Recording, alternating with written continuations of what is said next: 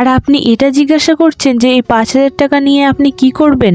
মালিক, আপনি ভালো করে দেখুন, আপনি মাত্র 5,000 টাকা মাইনে দেন আর দিন রাত ওকে দিয়ে পরিশ্রম করান, এটা অসুবিধার না? আমি নির্লজ্জ? এটা আপনি আমার সাথে কিভাবে কথা বলছেন? মনোজ, তুমি দেখছো তোমার ওয়াইফ আমার সাথে কিভাবে কথা বলছে? মালিক, আমি আপনার কাছে ক্ষমা চাইছি। আমার মাইনে তো 5,000 টাকা, তাইও রেগে গেছে। এই কাজের জন্য বাড়িতে সময় দিতে পারি না। শোনো, তুমি ছাড়ো না। চুপ করো তুমি।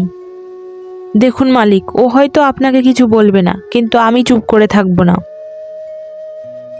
আপনি একবার ভাবুন, ও দিন রাত এখানে পরিশ্রম করে আর তার জন্য আপনি ওকে মাত্র 5,000 টাকা দেন। এই 5,000 টাকায় কি হয় আজকালকার দিনে? এক মিনিট, আপনি নিজে এসে কিন্তু আমার কাছে কাজ চেয়েছিলেন যে আপনার বয়ের কাছে কাজ নেই। আমি কাজ দিয়েছিলাম আর উল্টে আমাকেই কথা শোনাচ্ছেন? এটা কি রকম ব্যবহার? হ্যাঁ মালিক, আপনি যে কথাগুলো বলছেন সেগুলো একদম ঠিক।